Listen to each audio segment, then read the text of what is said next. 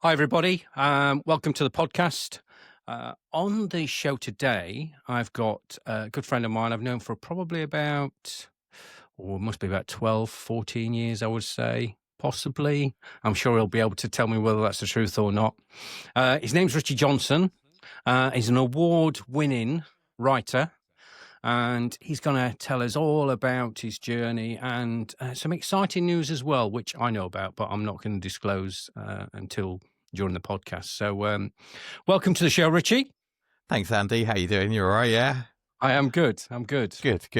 Yeah, it's been definitely about 12, 14 years. The more I think about it, the longer it gets. So I try not to think about it because it's a long time, is that, It's so we met, didn't we? So I was sort of early stage of me doing some acting, and I put in for a role which was called The Last Day.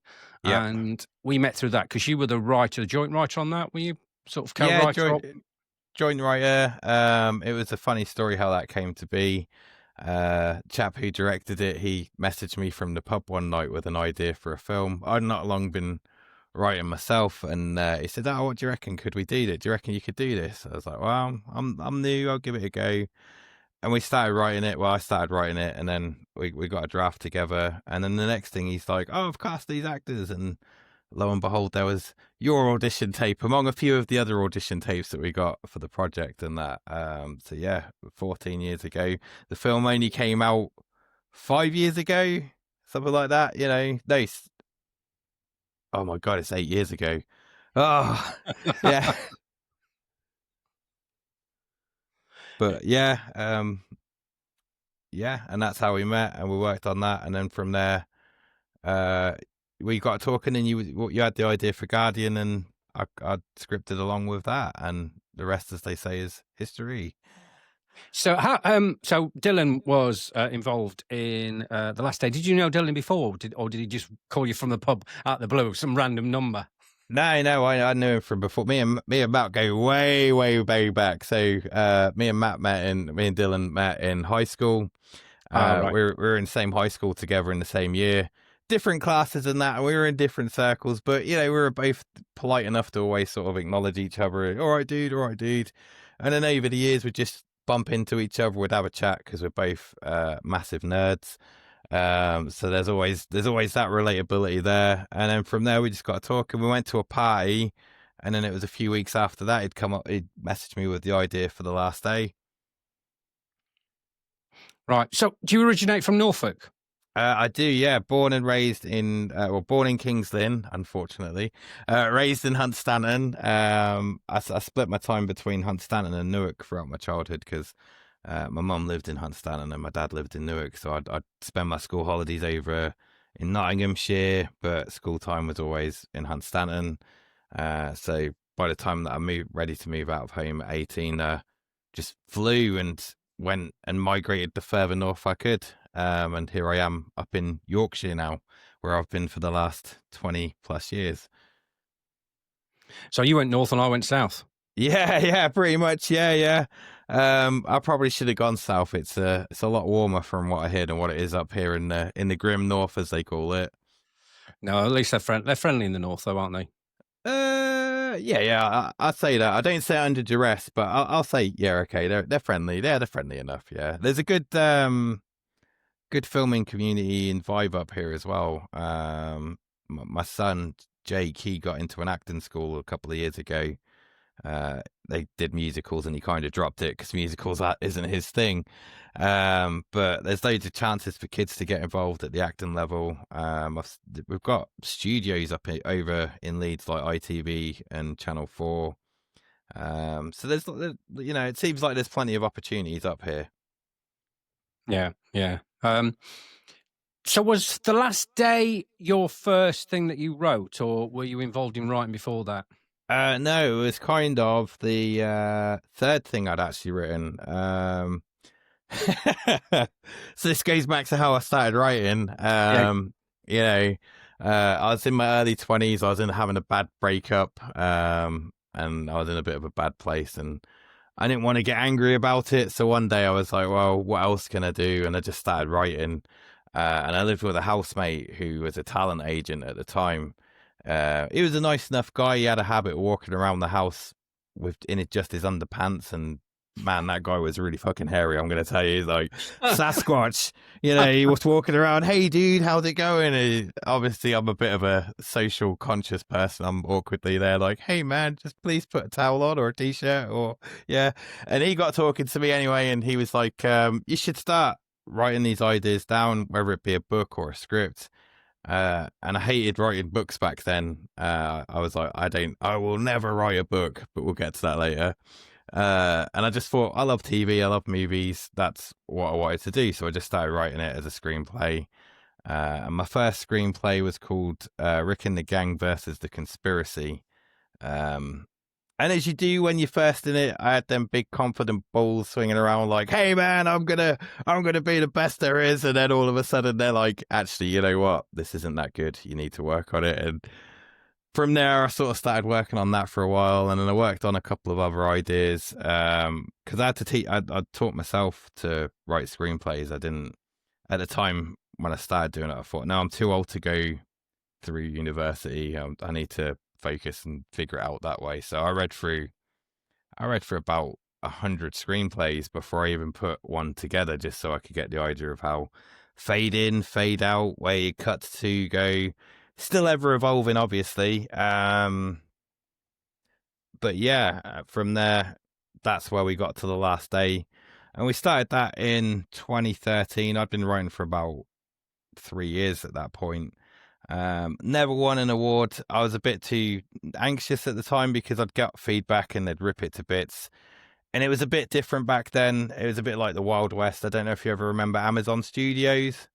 Vaguely. Vaguely. So Amazon Studios was an open platform for indie writers to post scripts. And once the blue moon, Amazon would pick up one of those scripts. They'd option it. They'd give you the option deal. So the option deal, if you sold a feature, was something like $100,000. And it was something like $50,000 if you sold a pilot. So it's like, I'm really hungry. I really want this. I could do with the funds. And it was that I started submitting to that, and you'd be on there for like I can't remember. It's a 60-day window before you'd get a decision. So this was the early days of Amazon taking over Prime, which is Love Film at the time. Yeah. And I'd submit to them, and every 60 days you'd get the gutting email that says, we've not selected you. So then I went to the forums and I was talking with the forum people, and yeah, sometimes in forums, if writers don't get their own way, it can get a bit salty. So I sort of stayed away from all of that, and I thought, no, I'm just going to leave it for a bit. And that's when Dylan said, do you want to make this film? And I was just like, yeah, actually, yeah, cool, I'll give it a go. And then from there, it just sort of escalated into the chaos of the film and the 5 years that it took to make it, to get it released, with no budget, having to beg, borrow, and steal at every angle, and that, with a few stories on set. Like on the last day of shooting, Dylan had to go have a meeting with the people on the site because we filmed on an army base. For the life of me, I can never remember. It's not RAF Raynham. I forgot which one it is. It was the oh yeah, it's gone out of my head. It's just outside Bloxham. It wasn't it? Yeah. So we had to go there on Neater's Head. That's it, Neater's Head. And on the day, final day of shooting, as everybody's rolling in to get ready, I wandered off for a look around, and the next thing he's chasing me, what are you doing? I'm like, sorry, man. He's like, don't be looking around. I've got to have a word with the manager. Stay with the actors. I'm like, okay, sorry, yeah, cool. So we went in and waited, and he had to go have this meeting, and the manager's like, right, I've seen what you're doing. You've got people in gowns. You've got kids in gowns. I am not letting you make a pornographic movie on these grounds. And he's like, it's not that. It's totally not that at all. Yeah. So he's had to, the guy had the money sat on the table waiting for him to give it him back to say, you're not filming here today. So we nearly lost that last day of filming, and he had to promise, like on his hands and knees, that this wasn't the case. We're shooting, it's a horror sequence. They're going to be zombies. There's makeup. We're doing all this. And then, yeah, some other stuff happened on it. It was an eventful shoot. I was only there for the last day of it, and I was there for the last day of the last day, and I think it was like I got dropped in the deep end of the indie film life and it was an experience, but it didn't put me off. And yeah, from there I got talking to you, and we worked on Guardian. It was more or less the same crew at the time. There was AD, he was Arturo, and yourself as Grimly. And that was an easy. When I came down when you were shooting that was a lot more relaxed. There wasn't as much tension with that shoot. So yeah, it's the indie film life is a very eventful one. I will say that. Bit of a sort of in at the deep end job. Oh yeah, definitely, and it's all hands on as well, which I like that. You go down to do an indie, like with the indie productions you've done, or what we did with Dylan and that, and it's like you come down, you get involved, you help out where you can. I mean, I was sat in makeup, and I was having this thing put on my face like a scar there. I looked really cool, and I'm telling her exactly what I want. I'm like, I want to be the coolest zombie you've got. Just everything, skin flakes, blood drip, make me a monster. And she's halfway through it. She's like, I'm going to make you really good. I'm like, please, thank you. This is like the best moment ever. And then I had to come and fill in to direct a shot, which I'd never ever done or had any interest in doing before. And yeah, so my makeup got half done, and I'm coming across this set to get to the shot. And it was one of the final shots that we did for the film. And electrified. I got electrocuted on it on set as well. I accidentally leaned back on one of the electric fences, not realizing they were electrified. So yeah, it was fun and games. Yeah. Cool. So obviously, last day, like you say, I spoke to you. I think that's when I spoke to you about the Guardian. Said, look, you help me write this. This is the idea, and you helped me with that. And then I think the next one was the Norfolk PI. Wasn't it? Yeah, 2018. That one. I've got that down as 2018. I think that was 2018. Because that was the last thing I wrote for a while. Because I took a break after that for up until 2023. So from where I wrote Norfolk PI, I went on a tangent of an adventure, and then I got back into writing again in 2023, which brings us to today. Okay, we'll come back. We'll come back to that in a minute. Then, sort of what happened between. I think we have only met, even though we've been involved in various things. We've only met personally, twice, 3 times? Yeah, I'd say about 3 or 4 times now. What can I say? I'm a recluse. I don't go out. I like it that way. I'm huddled in my shell.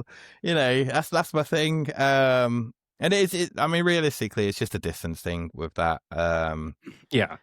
I'm too lazy to learn to drive. I hate driving. I am learning at the moment. Not enjoying it either. So it's taking its time. But yeah, it's just a logistic. It's always been a logistics thing, but I've always wanted to sort of be involved. And if I knew you shooting something, I'll always try. I always try to get down there for that one day, like I will do with Angels. I'm going to come down. I'm going to try and get myself all the way across country for one day for that. Yeah. But the thing is that this is the thing about indie filmmaking is if you connect with people and you get on and you've got like-minded, then quite often you do stay in touch, don't you? They think that's how it works, isn't it? Well, that's it, and it's good with your contacts that you can bounce the ideas from one another as well. Like you've come to me with a couple of ideas. I've always come to you, Andy, just read this script for me, see what you think. Let me know what you think. And there's been a few of those, but it's nice because you build your own community of other people that have got the same interests and the same goal, the same destination plan as what you've got, and that's what really makes it a wonderful business. You don't have that in a lot of other businesses. Before writing, I worked in offices. I worked in cold storage, but it was just one of those you never really feel like you fit in, just because there's something always gnawing at you, like an idea. Like I remember when I worked in cold storage years and years ago in the before 4, and I'd sit there doodling ideas to like comic book form, and I'd think, why am I not doing anything with this? Why am I doing it now and not trying to think big scale? And that was kind of like the 2 breaking points I've had in life where I'm like, well, you got nothing to lose, you might as well go for it. And it's like, you need to be confident, so go for it, and that's the thing. Along with doing this, I've grown confident. I'm still anxiety ridden. I'm constantly anxiety ridden, but that's like the stress of always waiting to get a reply back for your scripts and stuff. But it's all good, and it's an adventure to itself. I mean, one of the scripts that's got me my majority of awards is actually based on myself. It's based on the last couple of years, and it's all about the character deviates from me because it's his journey to get to where he's getting to. But weirdly enough, over the last year, my journey paths kind of followed the same track, and I'm like, did I kind of predict this happening? But yeah. Okay, so you obviously Norfolk PI. You said you sort of had a break. So what happened with the break? Because I know you've not been too well and various things. So tell me about that. Well, brace yourself for this one. So it was around 2015. I had my son. Well, I didn't have my son. My partner Danielle, she had my son Jake, and I sort of slowed down a little bit then. And I weren't feeling it. Just I started noticing I was getting tired. Wasn't eating as much. I weren't feeling as great. My weight just dropped off me. I mean, I'm a big guy. I'm a big guy now, but I just my weight suddenly dropped. And then for years, it was about 3 or 4 years, I've been going back and forth to the doctor. They're like, no, there's nothing wrong with you. It's in your head. Take these antidepressants, take these painkillers, and, away you go. And it got really bad to the point you go to the doctors and they're like, so what do you want that would make you feel better out of this? And it's like, I want to know what's actually wrong with me, and it got really bad to the point that one day I noticed that my leg had swollen. I walked my son to school and dropped him off at the gate like I do every day. And I rang Danielle. I was like, Dan, I need to go to the doctor. Something's not right. So they sent me up to the hospital. They're like, all right, we're going to look, it might be deep vein thrombosis. If only. It turned out I had a 16 centimeter tumor in the back of my left thigh. And when they diagnose you with cancer, it's like, it is the weirdest moment. So me and Dan had been for these tests. I went for a biopsy, and he jabs me with a biopsy needle, and because it's on my sciatic nerve, I jolt and I accidentally punched the wall. And he's like, are you okay? And I'm all shocked, and I'm like, whoa, I didn't mean to do that, because it was just a nervous reflex from where the tumor was sat. It jolted my shoulder, and yeah. And well, they sat me down in this office, and it's just after Christmas, and he's like, right, okay, so here we've got your results back. It's a 16 centimeter myxoid liposarcoma, and I'm there like, oh, that's great. At least it's not cancer. And my partner's looking at me, and she's like, I'm like, oh, right, okay. So he's like, yeah, it's cancer. But the reality of it kind of hit in that moment that I knew there'd been something wrong, but I felt calm because it was like, it's stage 2, and they were using words like it's treatable, not manageable. So I knew I was going to kind of be okay. So I had radiotherapy on that. And they removed it. I have a hematoma there now, like a calcified one, and it sits on my sciatic nerve. So if you see me walking, I do have a bit of a hobble and a sway, and from time to time I use a crutch now to walk. But I take that payment over the other option any day of the week. But then the other side effect of it was that because of the medication that I'd been given over the years by the doctors, I woke up one morning, I'm just about to brush my teeth, and everything just shatters in one go. It's just like everything breaks in one go, cracks and breaks. And obviously with that, it's like, right, we need to get to the emergency dentist. So I did that. They're looking, they're like, right, yeah, it's really bad. We can't fix it. So it's like, oh. So in my head, it's like, yeah, it's cool. Okay, we've dealt with cancer. We'll take this on the chin. This is the next thing. I'll get dentures and I'll get that sorted. I was wrong about that one because I'm intolerant to the material.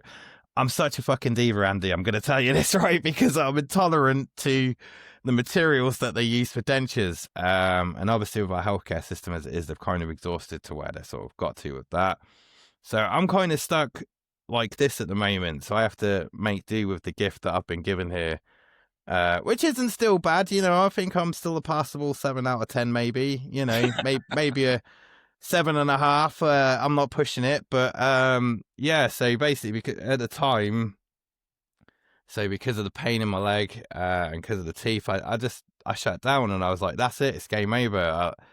No one's gonna take me seriously making any films with me or wanting to read my scripts and me looking and sounding like this, because my voice has completely shifted as well, because I've got a bit more of a lisp in my voice.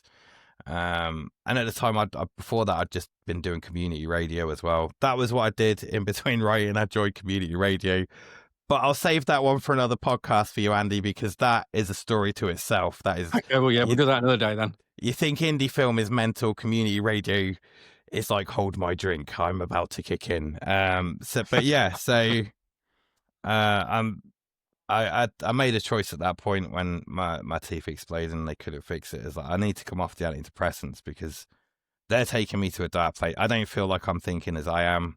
The painkillers aren't helping. I feel a lot worse than I do. So I looked into the alternative options, and medical cannabis has just been legalized in the UK at the time. I looked at that option and I had to go through a board. I had to go through a meeting. I had to go through all these doctors and these board meetings with these doctors to give me a license. I'm like James Bond. I've got a license to toke. They give you like, so I get a prescription of flour, gummies and oil, which I have to take, which monitors the pain, keeps me hungry, keeps me smiling, keeps the humor flowing. So I sort of found the balance with that. And then in about 2023, I started writing again, and I'd had a really bad day.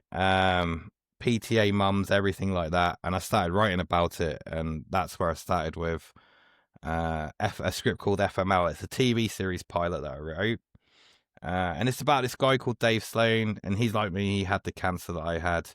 But I was like, what's going to make Dave different? What's Dave's real struggle here? You know? And he gets blackballed. So in the first part of the opening, you find out why he gets blackballed in the first couple of minutes. It's a very dark, surrealistic tale, but it's kind of he's a victim of Me Too. He's not the guy that commits the Me Too.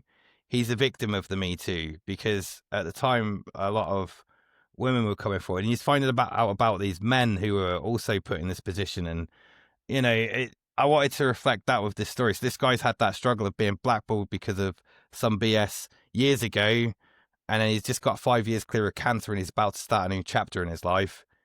But then the entertainment industry comes a calling because the guy that did try to Me Too him ends up getting caught out, and it opens a whole wacky book of this new adventure of this guy thinking, I'm not going to be able to do this, and finding out that he's very much, yes, he can.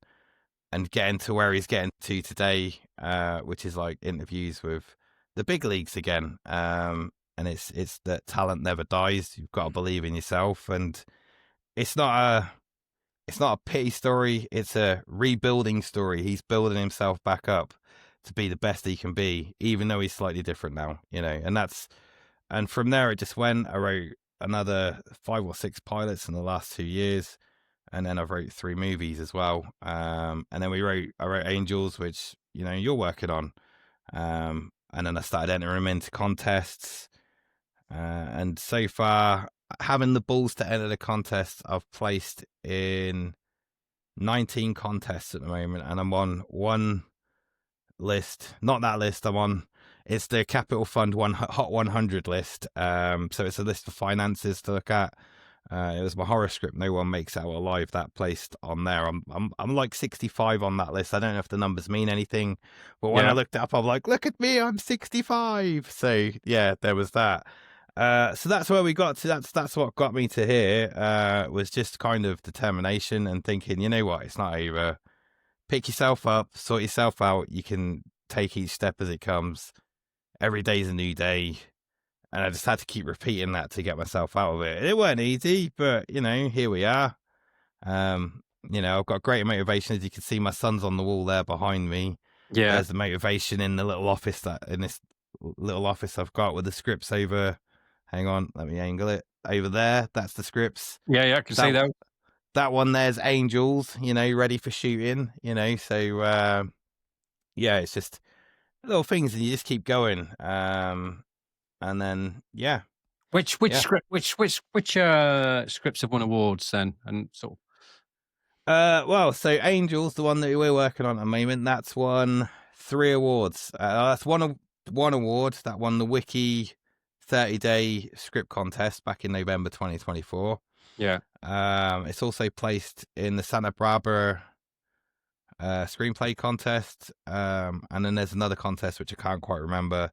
FML's placed in 7 contests of quarterfinalist up to finalist. No One Makes It Out Alive, that's got 4 awards. Each project I've done now is roughly, I've tried to get 1 or 2 awards of each before I start pitching it, because to me that's kind of like, if it's got the interest, then I can push it a little bit further to see where it goes. So it's like I've got a little system with it. So if it places in a contest, then we look at feedback. When we've got the feedback, then we look at pitching, and it's kind of it's been working. It has been working. So where do you normally pitch to? Have you got certain platforms that you pitch on, or? Well, I pitched to two. There's two websites that I generally use. I use Stage 32, and I use ISA, the International Screenwriters Association, the ISA network. I'm on both their sites. I've also placed for reviews on the Blacklist, Yes, but I'm not a big fan of the Blacklist, if I'm honest with you. I do okay on there. Like my last script that I put on there, I scored a 6. Highest I've scored is a 7 on there.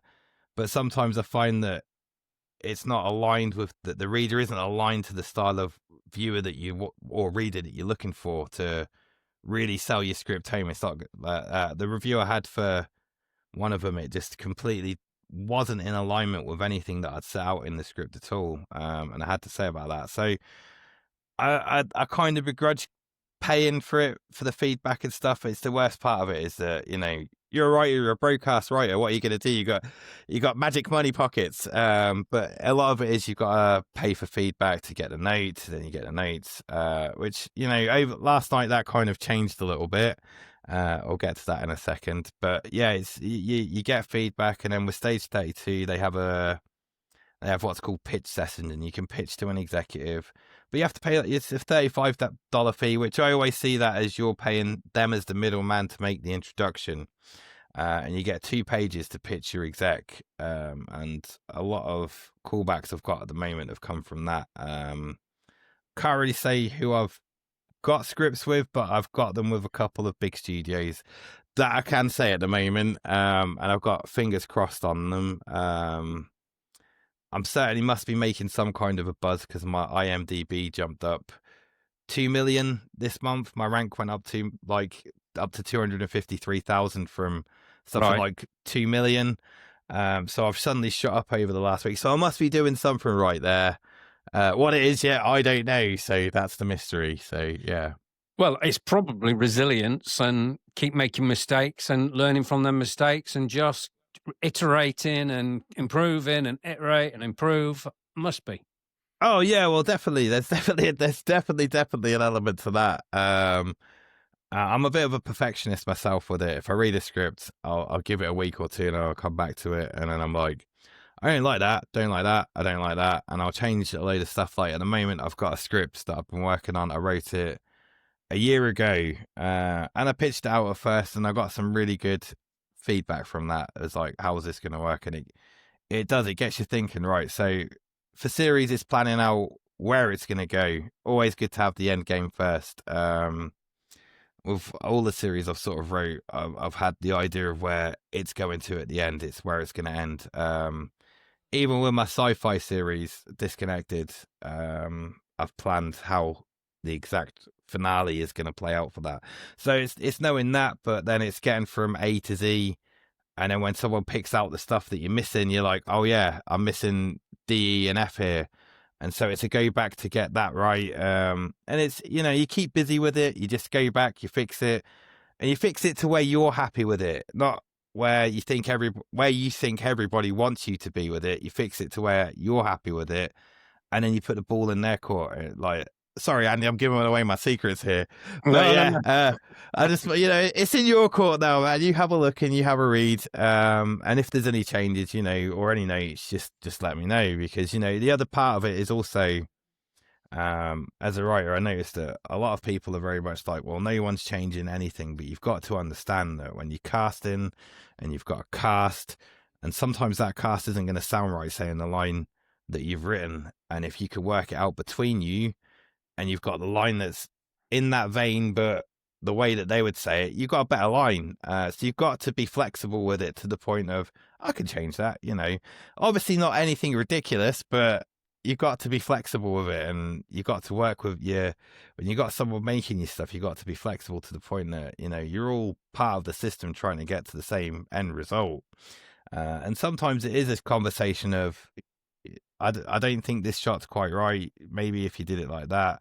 and you will disagree, but you got to find the even ground with it, and that's that's how the best productions sort of come out realistically. So yeah, Well, yeah, any film goes through the three processes, doesn't it? Like you say, yeah. it's got the script, the blueprint, if you like, but lines may change on the blueprint for whatever reason. Like you say, you might you want an actor to bring this across so it comes across natural. So there might be a more natural Yeah. way that they still get the same message across, but it just fits with them. And then when it goes to the edit, it can look completely different again within reason. Well, that's it. Yeah, and it's all the tone and the color temperature. Every little piece of it's just one piece of that magical puzzle that comes together. So from the writer's side of it, for me personally, it is seeing the end result, but it's the joy of knowing that you're a part of it. And yeah, it's not 100% the way that you originally envisioned it, but realistically, nothing ever ends up 100% the way that you envision it. And it's acceptance of that that makes you, I believe that what makes you a better writer is, that it is going to change. Other people are going to see this differently. You've got to find the ground where your visions are meeting in the middle. And yeah. Yeah, only you're in your head, aren't you? Well, that's it. All of the time. Well, I've got other people up here, but I managed to keep them quiet most of the time. So yeah. They were the numbskulls, weren't they? Numbskulls. Yeah, something like that. Yeah. That was a cartoon. That was like a cartoon, wasn't it? Not like a cartoon. What's it called? Like a dandy comic or whatever. And then they were in there. Was it in Beano? Yeah. I can't remember. It was the Beano, and there was also inside the one guy's head. Yeah. And the opening panel would be the like dissected view of his head, and you see where they're all sort of working in there and that. Yeah. I read comics. Yes. Well. I mean, it looks like you're in a spaceship, to be honest, with them earphones on and your light flashing behind on your chair. Oh yeah, well the chair's actually Jake's. This used to be my work computer, but it's now his play computer. So I'm old fashioned. I like my laptop. It's like a typewriter. If I could write on a typewriter, I would write on a typewriter. So I have my laptop, and I got the computer, and I do editing and things like that on there. But it's mostly Jake's, my son's, and yeah, he's got this chair that changes colors, the cockpit chair, and then we've got blue lights on the other walls as well. It's all about the mood. It sets the mood, theatrical and cinematic, yeah. Okay, so I know you work incredibly hard, and like you say, you've really knuckled down to sort of try and get to a place where you're happier with your writing, and you're trying to get somewhere with it. I know you are, and I think you've almost you're taking that one step at a time, and you're on that conveyor belt, aren't you? You're on that conveyor belt, and it's moving you in the right direction. So tell me about more or less. Tell me what's happened in the last week or so. Well, in the last week, oh my god, that's a story to itself. So it started off with an abscess in my leg, so that was fun. I didn't think I was, to be honest, I didn't think I was going to get to where I was getting to yesterday, because I almost had to have an emergency operation and stay in hospital overnight. But so last week or so, I got an email from the ISA network, the International Screenwriters Association. And they'd read 2 of my scripts over summer, and they'd invited me to a call. What it was, one of their interns had actually picked it up. So if you're watching this podcast, I owe you a massive thanks here, bro. You've sorted me out, But they picked up 2 of my projects. They picked up FML and Disconnected. And what they wanted they took them up to the development heads, and they read them, and they'd emailed me, and they're like, "We need to have a conversation." And usually when I get emails like that, I'm like, oh, fuck, what have I done? What am I doing? What am I doing? What have I done? So I emailed them back. I was like, okay, yeah, cool. And like, we really love your work. We'd love to have a chat with you. How would you feel about having a Zoom call with us on Monday? So I said, yeah. But Friday, I had to go into the hospital Friday morning, and they're like, oh yeah, there's a 5-centimeter abscess in your leg. And then they were going to do emergency surgery, and they told me all about that. And I think my body had a nervous reaction to being told that I was going to be put under, because I went to go get changed, and the next thing I know, my abscess had just popped. As gross as it is, it just pops. So I'm wading through the hospital, all careful, and that I'm like, "Excuse me, my abscess has popped." And oh yeah, that's great. You'll just just get yourself sorted. Didn't help me clean up or anything, but sent me on my way home. So that was like the massive relief. And then last night I had the call with the ISA. and they've offered me a slot on their development slate, which is pretty cool. So what that entails is that basically I'm one of a select few. I think they have about 100 writers that they select a year. And it's like a fellowship mentoring program. So they're going to help me with my pitching development, like pitching to studios and speaking on the phone or via Zoom or face-to-face meetings, and how to do those pitches in 30 seconds, 2 minutes, or 5 minutes. Yeah. And then they help you develop your scripts with screenplay notes. So they'll test you. It's like a uni course, to be honest. So they're going to send me notes back from a script and be like, how quickly can you implement those? I'm pretty quick, by the way. Only at writing, just at writing. Everything else I'm slow as hell at. But yeah. But yeah, so they give me notes and I have to fix up the script and then send that to them. And then they're basically going to send me off to meet with managers, agents, producers. Like today, I submitted for, they have a thing for the development, and you can pitch your project and they'll try and get it into the hands as to where you want to. So I was, first day, I'm being a little bit cocky. I put a project on there and I've put my dream cast down and I had to send a 10-page sample. So I'm just going to wait and see what they say back to that. But also on that, I'm a strong believer not to put your eggs all in one basket. So I know that that'll help me a lot of the way. And as the conversation goes there, you've got to help yourself with it as well. So it's me still going and applying for jobs, but I like the indie world, but I always like the big world as well, and I want to dip a toe in each end and see what it's like. Not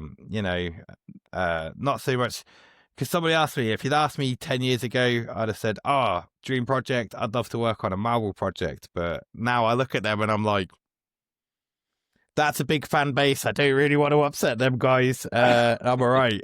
So when they asked me that last night, I was like, actually, you know what? The fanboy in me, I'd love to work on Predator.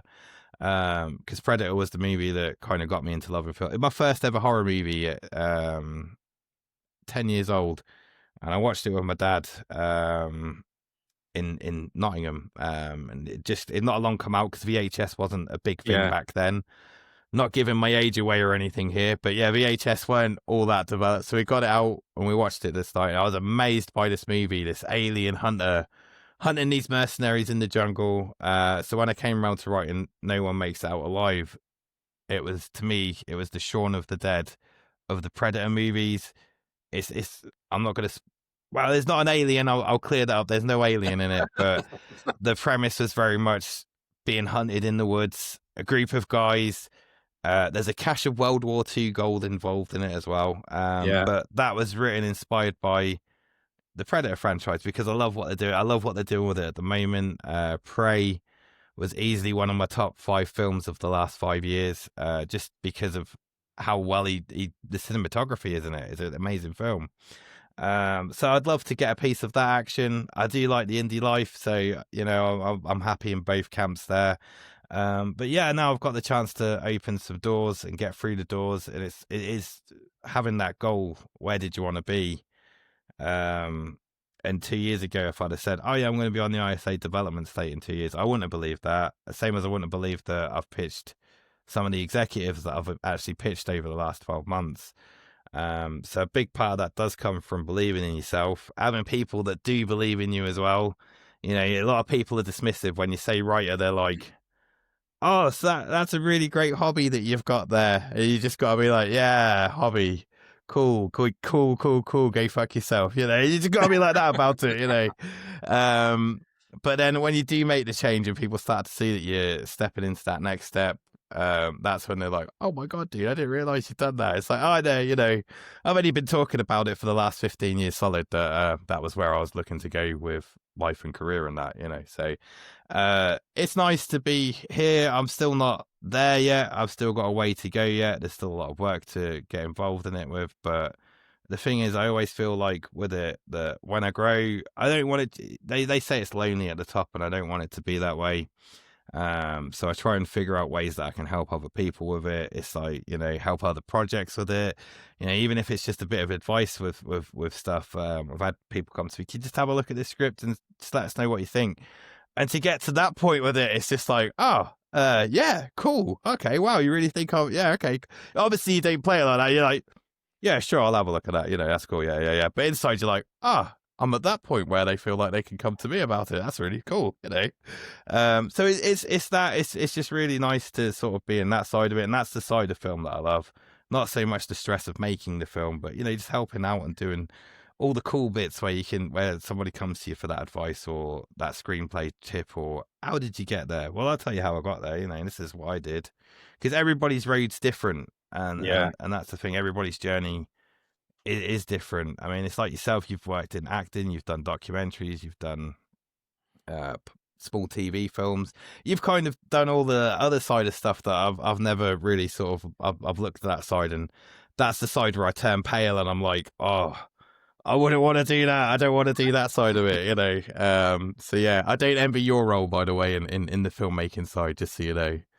Well, it's I mean, you said it yourself. You've got to be sort of you've got to make your own destiny to a certain degree, haven't you? So you just have to work at where you need to work at. And I've just had to be flexible in terms of those things to be able to produce or be in as much projects as I wanted to be. Just and I've even dabbled in writing, haven't I? But I never wanted to write. Never wanted to write. Mate, I hate. I don't particularly like writing, and see that's the thing, isn't it? If you're on the other side, you hate it. It's just, that's how it is. I was rubbish. I was rubbish at school at writing, but it's just a case of you've just got to. You sometimes just have to do these things. Yes, it might be rubbish to start off with, but it is what it is. I'll be sending you another. I've got a script I need to send you soon. Anyway, I'm working on. So oh, wicked! Yeah, that's cool. I'll definitely get you to look at that. Hang on a sec. Yeah. Oh yeah, cool. I'll have a look at that for you. Yeah, it's no problems, yeah. But yeah, no, that's cool. But yeah, no, it's definitely been a journey and a half to get to here, and the journey isn't even over yet. It's just like this is the pit stop where somebody chucks the water at your face, and then it's like ride's going on now, and then you're off again.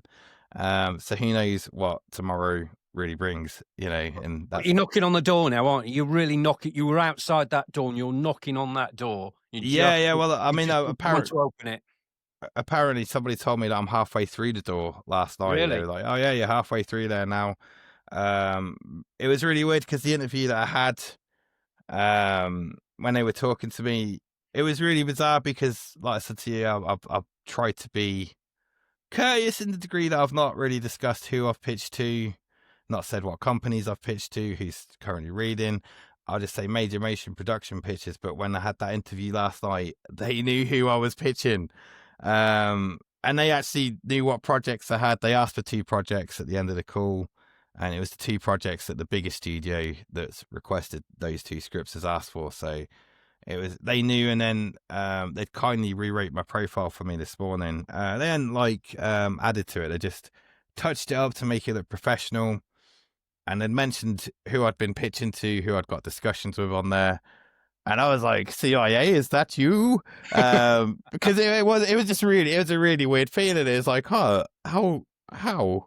So I shrugged it off. I was like, okay, cool. It's like apparently over there, it's a small town. It doesn't always seem that way when you see it on screen, but apparently it's a really small town. So if someone's reading your stuff, somebody else knows that they're reading that, and word does get around, and that's how I kind of wound up to here. And a lot of it is also celebrating every success story. Like on both platforms, I always put up, they have a section for success stories.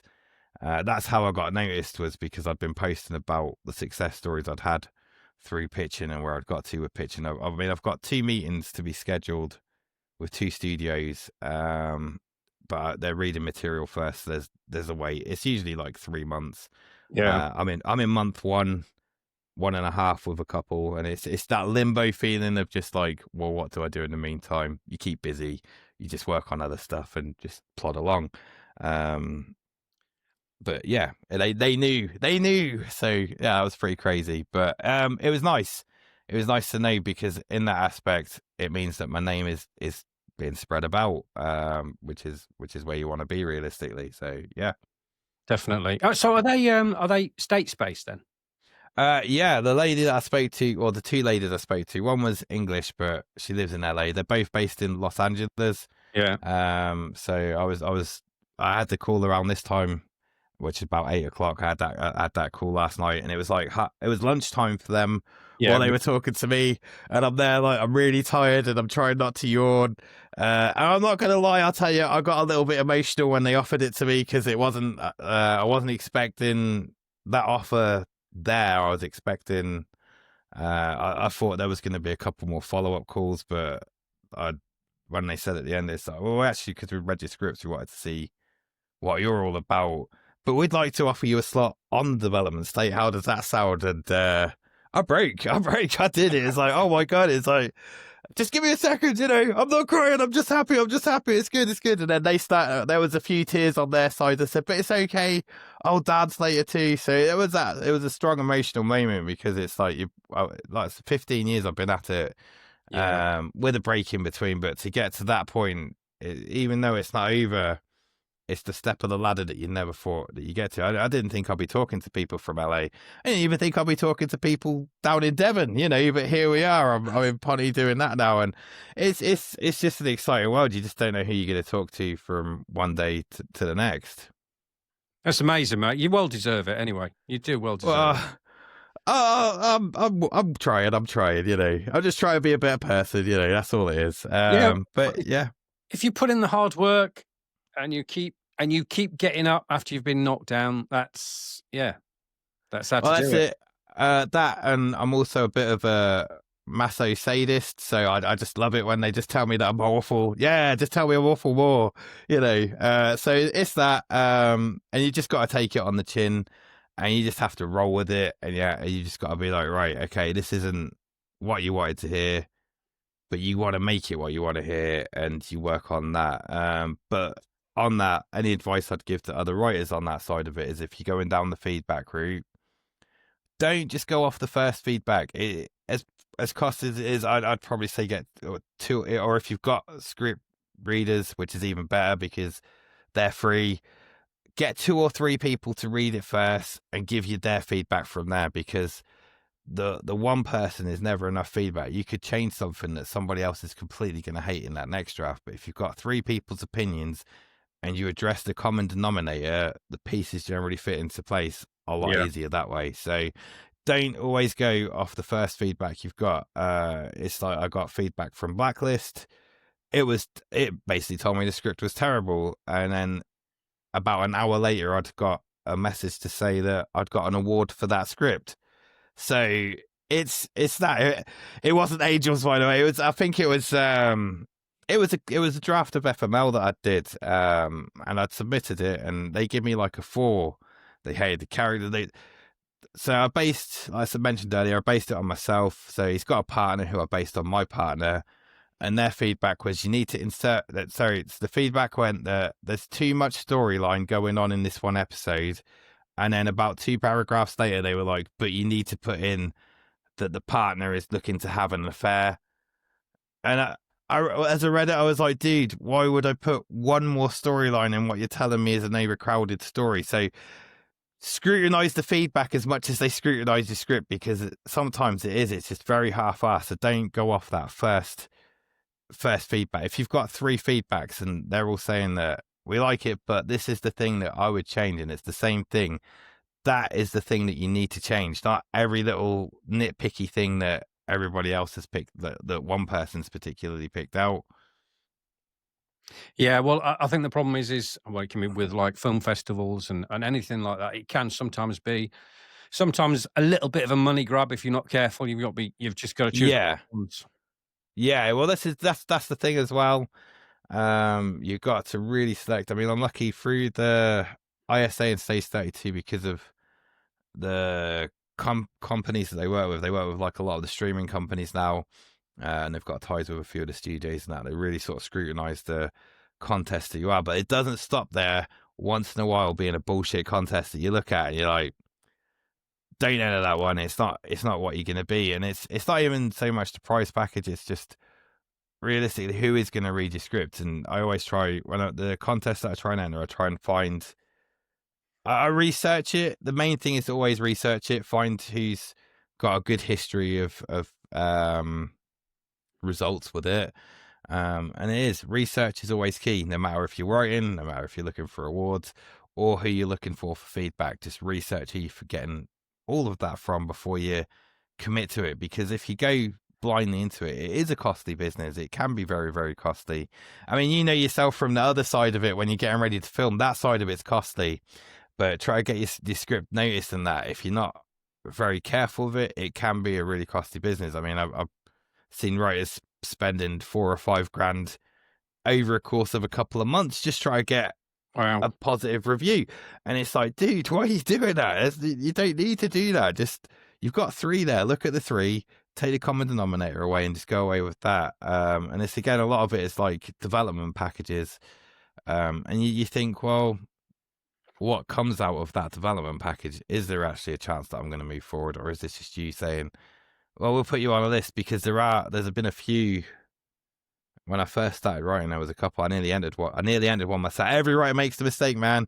I nearly ended one myself, and they promised you the sun, moon, and stars. They were going to get you signed with an agent, even if you didn't qualify for a finalist position. And that was the point where I was like, actually, that, you know, what sounds too good to be true, it generally is, and it's very much so in that aspect of everything. Yeah. Okay, so last question. What's the future, mate? What are you sort of thinking about that? Any new scripts in the pipeline, or any Yeah. Well, I've got a current one I'm rewriting. I'm writing a horror series. I had the idea. I got a part of an idea. I got a pilot fully drafted out for it, but then when I went back to read it, I absolutely hated it. So I'm ripping it to shreds at the moment, and I'm rebuilding that. I've got a fantasy project in the works, because my whole goal since 2023 this time was to try and, every time I write something new, make sure it's your IP, make sure it's something different as well. So I've done a dramedy, I've done sci-fi comedy, I've done an action thriller, I've done a spy action thriller in the vein of like Mission Impossible. I try and diversify my bonds. There's like very few genres that I won't touch. I won't touch musicals because I wouldn't know where to start with that, or rom-coms. Rom-coms are the other. I can't stand rom-coms. Fair play to anybody that makes rom-coms, but that is not my bag. So I will clearly happily stay away from that one. But it's just challenging yourself to see what you can do in each genre that you know you can. So I've got to do fantasy because I haven't done medieval type fantasy yet. That's the next thing. And maybe something hardcore sci-fi. But then I'm at the point now where I need to start drafting follow-up episodes for projects like FML and Disconnected, just so I've got the plan there to show, you know, there's a plan here. It's all ready. I've got pitch decks ready. I try and be very organized with it. So it's like, you know, I try and go with the wind and see where it takes me. So to be honest, who knows? But yeah. Cool. You're on IMDb now, aren't you? You're on IMDb. Do you have a website or anything like that, or how can people find you? I'm like Bill Murray. I just appear out of the ether once in a while just to check on things. Website wise, no, I don't actually have a website at the moment. I'm just on Facebook. I'm a pretty public guy, so if anybody ever wants to talk to me, I'm on Facebook. I do have profiles on Instagram and TikTok, but I don't use them. Same with Twitter. I don't use that. Because of the work, I just like to have the one messaging service, the one telephone service, and my email. So yeah, I haven't quite got a website yet. I don't really feel like I'm deserving of the website yet. But yeah, check me out on IMDb. I'm on Stage 32, so if you're members of Stage 32, come find me on there. I'm also on Network ISA. I believe you can follow people on there. I'm sure you can. But yeah, I'm places and you'll see me. I've got books on Amazon as well. Triggered, The Last Day. Oh yes, I forgot about the books. Go on, tell me about the books. Yeah. Oh right, yeah. So the books were a kind of an experiment to see how I do. I don't like writing books. I've just, after 3 books, I'm still going to keep doing it because I found a flow with it, but I don't really like writing them. I'm independently published because, again, it's because I'm doing the screenwriting. I want to focus on that more than I do getting books published for a publisher. So I'll self-publish pulp novels. That's what I try and do, like, you know, little 150 to 80 page novellas, quick, snappy action books that you can easily read and pick up. and I turned The Last Day, the film where it all started. I turned that into a small novella book that's available on Amazon. My first screenplay, Rick and the Gang versus the Conspiracy, that's now called We Regret to Inform You That Rick is Still Alive. That's also on Amazon. And then I wrote one called Triggered. That's my buddy cop. That's inspired by Lethal Weapon, but set in London, with AR glasses and technology as the villain and such. But they're all available on Amazon. It's an experiment to see how it goes. It's slow work. It's really slow work. When I put Triggered out, I got 55 downloads on the first weekend because I put it on Kindle for free, and then after that, it's just sort of died down. But it's a slow burn. Again, independent publishers. There's like a billion to every penny out there. So it's just a challenge. And for me, at the time, it was like, well, I'm waiting for this feedback for this. I don't really have another script ready at the moment, so we'll just do this and see how this goes. And it's more of a, like some people do a crossword. That's what that is for me, is write a book. I'll write a quick book and publish it and see what happens with it. And yeah, that's my other side thing. So yeah, you can find me on Amazon Books. I'm also on Apple Books. I'm on quite a few bookstores. I don't actually know what bookstores I'm on. I surprise myself sometimes by looking, not vainly, but I do look myself up on the internet. I'm like, oh, I'm selling in that shop now. But I am on Waterstones as well, so you can get the books from Waterstones too. Cool. Okay, mate. Well, I appreciate you coming on and talking to me. Oh, it's no problem. Anytime. I've got 1,000,001 more stories I could share with you, Andy. So anytime you need me, I know. I'm sure people will find a lot of interest in this in terms of the script writing and, how much work's involved, etc. So thanks, everyone, for joining us. And hopefully you'll keep joining us on the next podcast. Please like and subscribe. And yeah, we'll see you again soon. Bye for now. I'm just going to press stop. Yep.